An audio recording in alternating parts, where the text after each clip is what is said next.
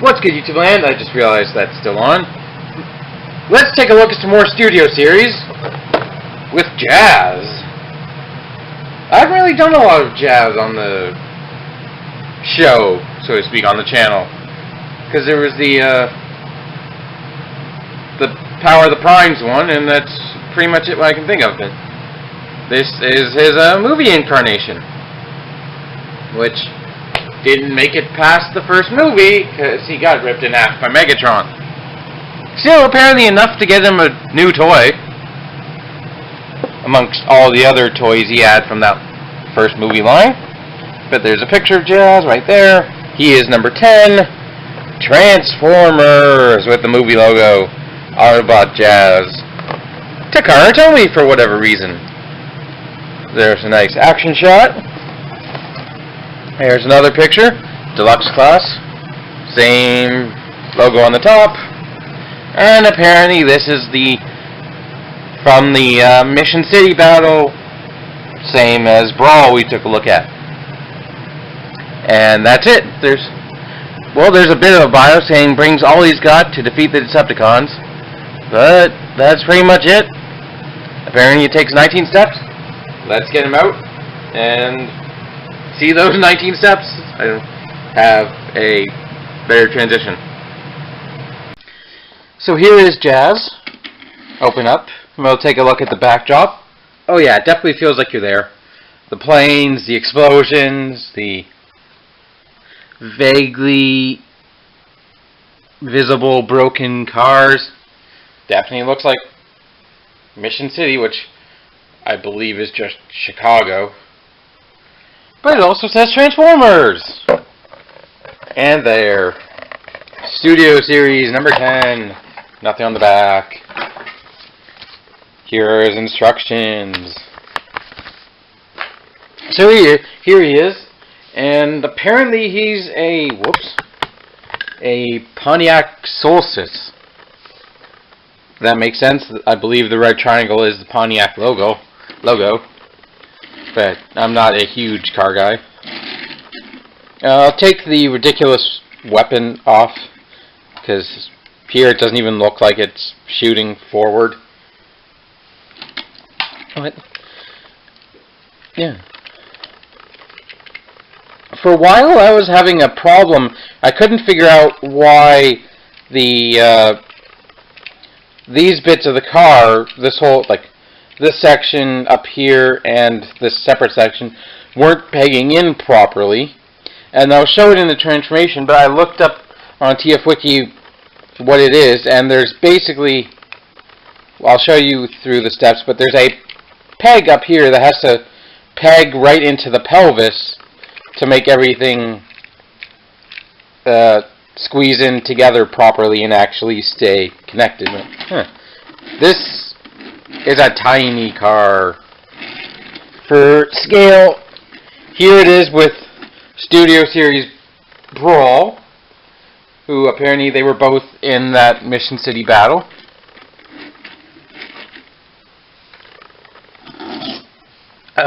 Here he is with Titans Return Cup, so Cup's a little bit longer and quite a bit thicker.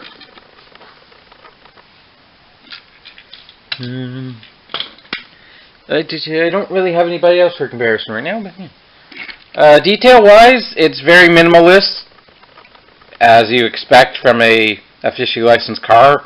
The only details that are here are details that are on the actual car. So you got these little vents, I assume. The headlights in translucent blue. The Pontiac logo. The turn signals in blue. little bits of black, or I guess that might be gunmetal gray. The tail lights are painted, thankfully. No license plate though. Unauthorized car. Watch out, it's going to get towed. And that's pretty much it. You get some translucent on the windscreen, but nothing on the rear view mirrors. I forgot my car for a second. One thing unfortunate in this is the wheels are a bit thin. Well, that and they're not painted, but these ones don't have a lot of clearance, so well, actually he rolls better now, because when I had him mistransformed, he was barely rolling. But now that I fixed him up, he actually rolls pretty well. But apparently this is a simplified and miniaturized version of the Human Alliance Jazz, according to TF Wiki. Never had that toy, so I can't tell you how similar they are. We can talk about this thing slightly. It's apparently his crescent cannon, which kind of looks like a shield, kind of looks like a minigun, kind of looks like a... Well, this bit kind of reminds me of a building in probably New York or Chicago, or somewhere. Some kind of building. Look, this is a really weird gun, but at least it has a hinge and 2 actual locking points.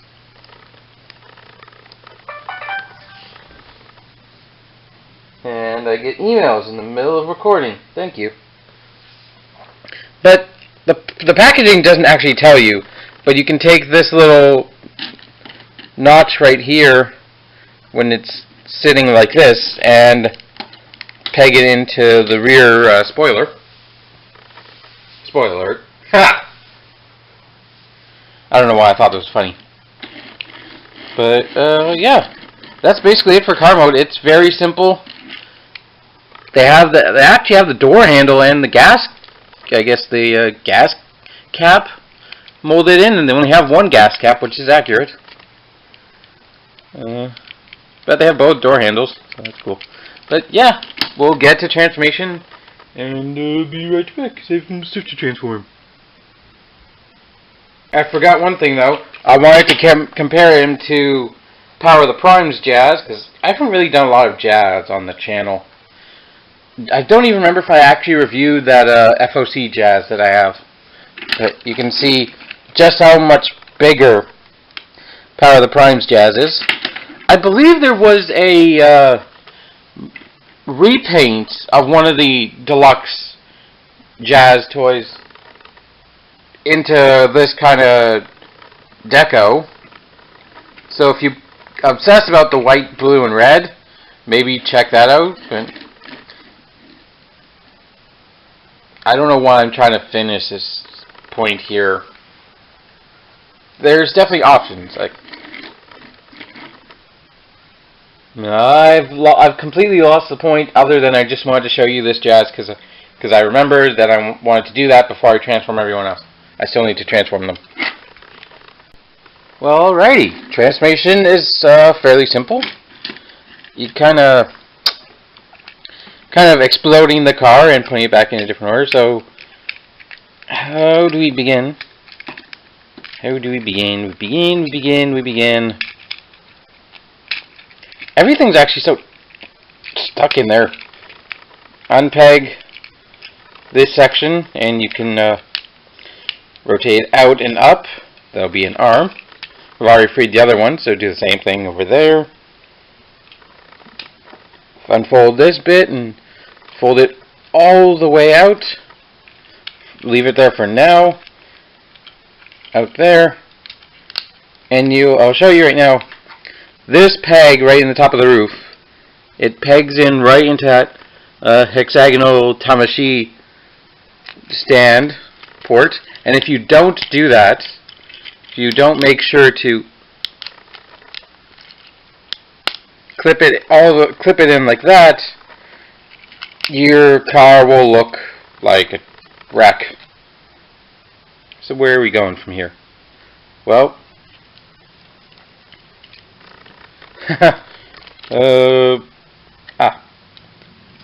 You're going to want to rotate that section, and then hinge this all the way up so it clips in right there. I like to extend the hinges so I get a free range of motion on the arms. You're going to unpeg that, because I believe that pegs in like that. Peg that. And you can make sure that this thing pegs into that little slot right in there. And do the same thing on the other side. Part of it's already done. There you go. You got two arms. You can fold out a hand. Hinge that piece there. And hinge the backpack closed. Fold out the head. Rotate the head. And you've got yourself... Wait, we're not done. We have to wiggle out the center chest piece, rotate it, and tap it back into place. And there you have Unjazz in his robot mode. I quite like that. It's a fairly efficient transformation. All you have is a small amount of top mess of the car on his back, but overall it's very clean.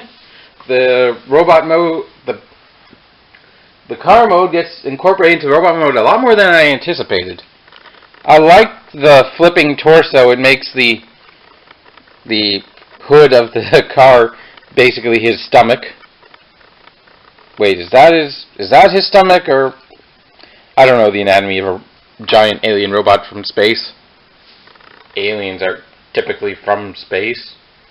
Sounded a bit redundant. But, yeah. I do like this toy. Taking a look at the head sculpt, it is very much a Jazz head sculpt, but kind of overly detailed. Like, it's overly detailed, but it's also color swapped. So if I bring back good old Power of the Primes Jazz for another height comparison. Traditionally, Jazz has a black helmet, a silver face, and a blue visor, while this guy has a silver helmet, a black face, and a pretty much just a translucent visor. But it's really hard to see, but he does have like a mouth. I think he's gritting his teeth. And there are eyes behind the visor, I believe. Yeah. And being a Jazz, he does get some of those iconic Jazz elements like the hood chest and the wheel shoulders. And, well, those are pretty much it in the hood backpack. But I do like it. I do really like the design of the front of the car with the headlights turning into armor for his shoulders. That looks really cool. It looks really sleek. And I like how basically a mostly gray robot, like gray legs, explode out of a completely silver car. That's kind of a cool visual trick. You do have one hand. You also have this weird thing, which kind of looks like a claw, maybe? Not really sure, but it's best, the instructions show it, where you have the weapon, the crescent cannon, tabbed in to the nubbin on his wrist. He has nubbins on both hands, so you could peg the crescent cannon into either arm, or you could get a second Jazz for whatever reason and give him 2 crescent cannons. You can also, if we're talking weaponization, you can also peg it into his hand, normally. Although, all the depictions of him show him kind of, well, holding it like that, but the wrist joint is a bit floppy, so I wouldn't recommend it. I think the way I'm going to have him displayed, oh, you can do that kind of as well. Ooh, was any of that in frame? I wasn't paying attention. Damn me in the freaking camera frame.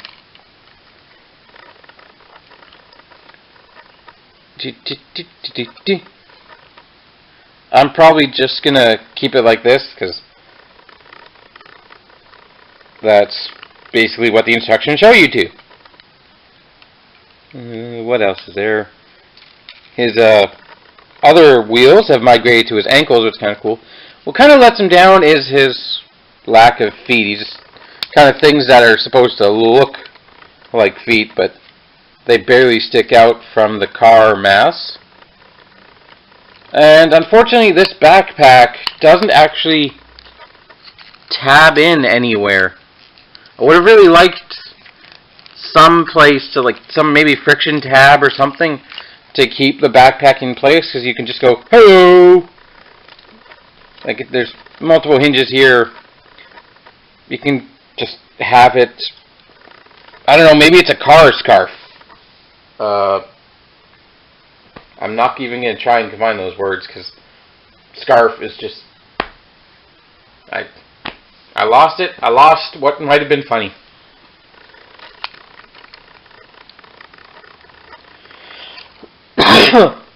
For comparison, here he is with Studio Series Brawl. So you can see just how much bigger Brawl is. Voyager, tiny ass deluxe. Here he is with Titan's Return Hardhead for another size comparison. So, last up I believe is articulation. So his head is on a ball joint, which is really fun. And it's also on a, the panel is on a hinge, which the TF Wiki tells you it's best to turn the head around. But there's also enough of a lip here where if you push it back, you can get it back out. Like, it's not going to be stuck there if you do that. There's kind of a, you can get your thumbnail in there. But you do have a very nice range of motion. You can bobble his head a bit. He can bobble up and down. So, a very nice neck joint. Shoulder is kind of weird to me. There's a hinge, like, this whole setup has like 3 different hinges and a swivel, but it feels very unnatural. Like, the hinge is all the way back there, and then you've got like kind of a mushroom, or not a mushroom, kind of a forward and backwards, but he can only go that far. Oh, well, you can go a little farther. I'm wrong. But that's kind of flexing it. You do get the full rotation, full outwards. You can go that far backwards. Elbow, he has 2 of them. You've got a ball joint right here for 90 degrees, which also gives you a swivel. And you've also got a second elbow up there with this pinned joint. Unfortunately, you can't get any higher than that on the elbow. Oh, never mind. I was wrong. It's kind of a little bit of a tolerance issue, but you can actually get a full curl. That's cool. Obvious spot where the wrist goes, the hand. You do have a hinge, which if you had a sword, that'd be kind of cool. But it kind of exposes the nubbin. Nothing at the waist, unfortunately, due to how this transforms. This is solid. And I swear, those hips look like they're borrowed straight from the Dark of the Moon Shockwave figure. Oh, here's another comparison with Dark. like, they look like they're very similar engineering. Like, they look... How well can you see that? Tell me I'm wrong. Those look like the same hip joints. Only Shockwave has ratchets, where Jazz has ball joints. Much freer range, but I'll take ratchets most of the time over ball joints. Why are they dark gray is my question. Like, why is his face, hands, and hips like a almost gunmetal gray compared to the light gray, the darker... I don't know if it's darker gray. I don't understand the gray spectrum, but of his legs. There is actually a bit of gold I'm noticing now on his shins. But they do have full outward and full forward and mostly backward motion. You can kind of just get the backpack out of the way if you want full backward motion.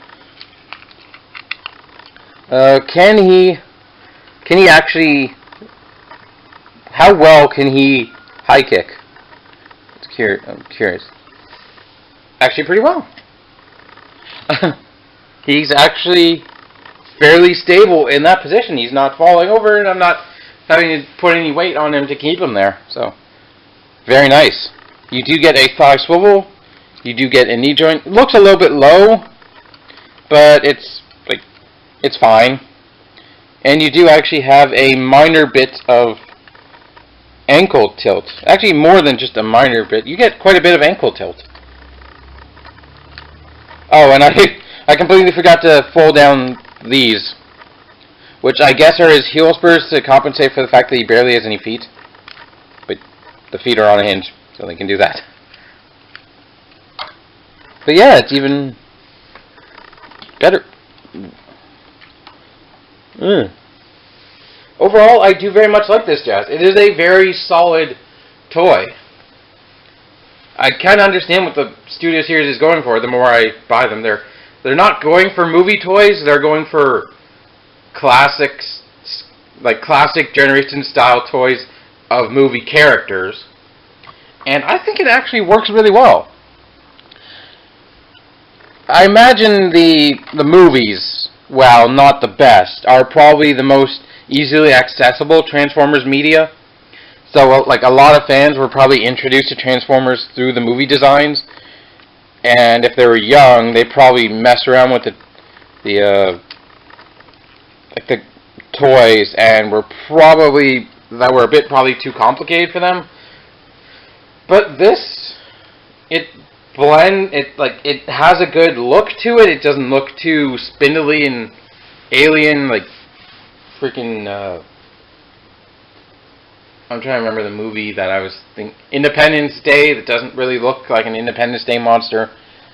But it's still simple enough and solid enough for a kid to play with, in my opinion.